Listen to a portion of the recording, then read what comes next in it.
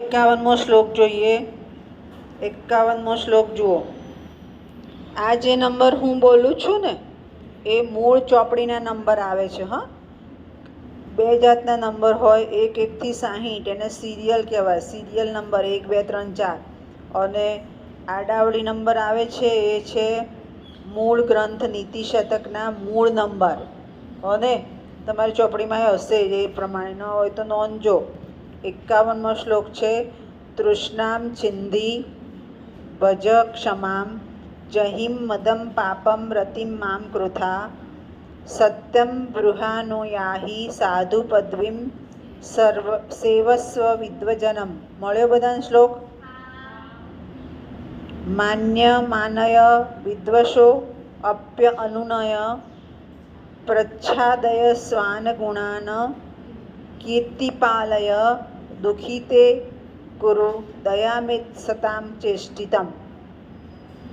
અહીંયા સજ્જન માણસ કોને કહેવાય એ બતાવ્યું છે। સજ્જન એટલે સારો। સારા માણસની ઓળખ ક્યારે થાય? જ્યારે ખરાબનો પરિચય થાય ત્યારે, કે ના તો પેલો સારો હતો।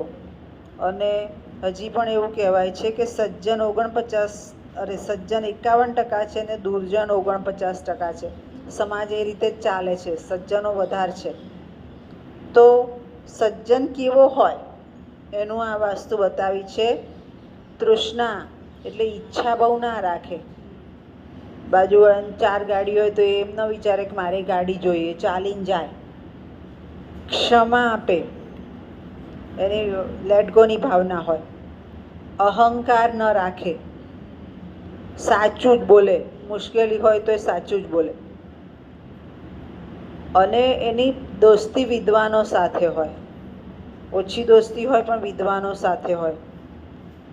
જ્યારે કોઈ શત્રુ ઊભો થાય તો એને સમજાવટથી કામ લે। પોતાના ગુણો હોય વારે વારે પ્રગટ ના કરે, મેં આમ કર્યું, મેં આમ કર્યું, એમ ના કરે। ઘણાને એવી હોય મારે તો આમ ને મારે તો આમ ને, કંટાળી જવાય। એના કામ જ બોલે, પોતાના ગુણો પ્રગટ ના કરે।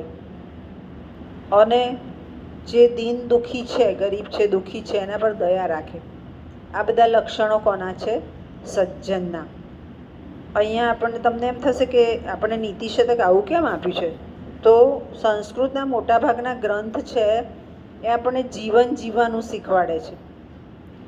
બધા ગુણો આપણામાં ના હોય પણ 1-2 ગુણ તો આપણે રાખીએ।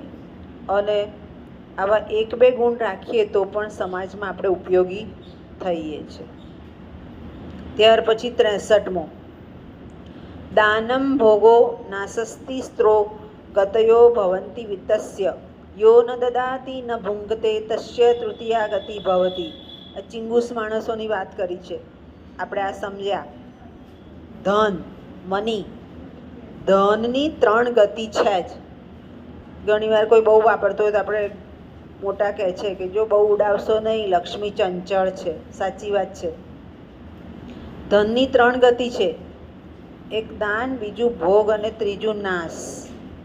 હવે આ સમજવું રહ્યું તો એમ કે તમારી પાસે જે ઇન્કમ છે, બધા પાસે કરોડપતિ હોય, બધા લાખોપતિ હોય એવું નહીં, પણ જે છે એમાંથી તમારે પોતે નક્કી કરવું પડે કે 5% હું દાનમાં આપીશ, 10% હું દાનમાં આપીશ। હવે તો આપણે છાપા વાંચીએ છીએ એટલે દાન પણ યોગ્ય વ્યક્તિને આપવું જેની જરૂર છે એને, એટલે આ કરવું જોઈએ।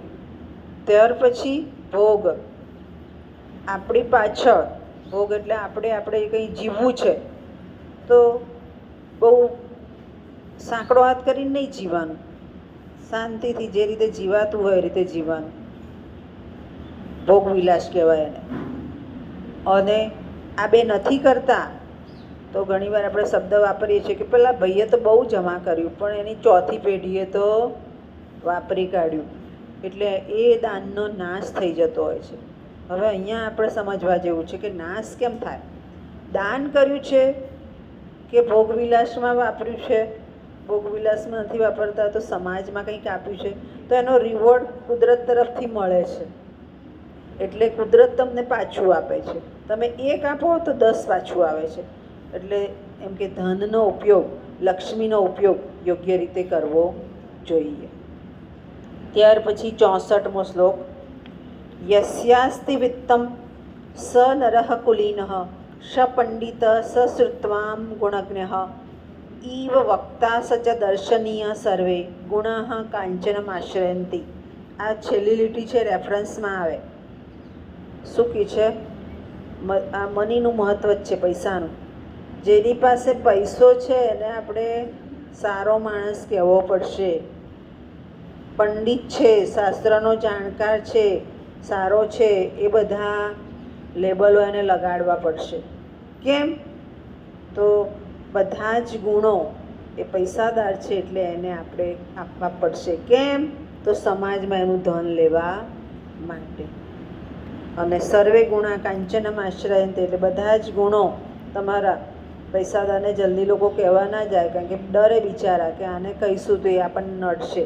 એટલે બધા જ ગુણો સોનાના આશ્રય રહેલા છે. ત્યાર પછી 65.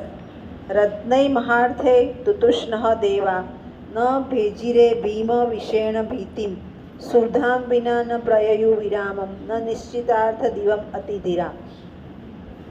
દેવતાઓ અત્યંત કિંમતી રત્નોથી સંતોષ ન પામ્યા, ભયંકર ઝેરથી ભયભીત ન બન્યા, અમૃત વિના વિશ્રામ ન કર્યો, ધીર પુરુષો નક્કી કરેલા કામમાંથી અટકતા નથી. અહીંયા આપણને ઉદાહરણ આપ્યું છે નીતિ શતકનું. આ ખાસિયત કે સારી રીતે સમજાવો. સમુદ્ર મંથન થયું ત્યારે ઘણા 14 રત્ન નીકળ્યા. જેને જે જોઈતું હતું એ લઈ લીધું, પણ અમૃત આવે એની રાહ જોતા હતા. હવે સૌ પ્રથમ નીકળ્યું એમ 14 નીકળ્યા અને છેલ્લે અમૃત આવ્યું.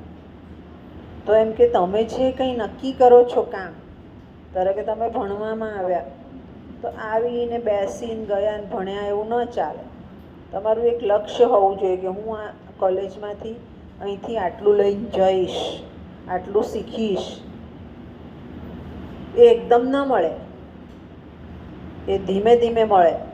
એટલે ધીરજ, ધીર પુરુષનું આ લક્ષણ છે. તમે ધીરજ રાખો, પ્રયત્ન કરો, કામ કરો તો ચોક્કસ મળે છે. જેવી રીતે દેવતાઓને અમૃત મળ્યું એમ. અને એ આપણે શીખવું રહ્યું.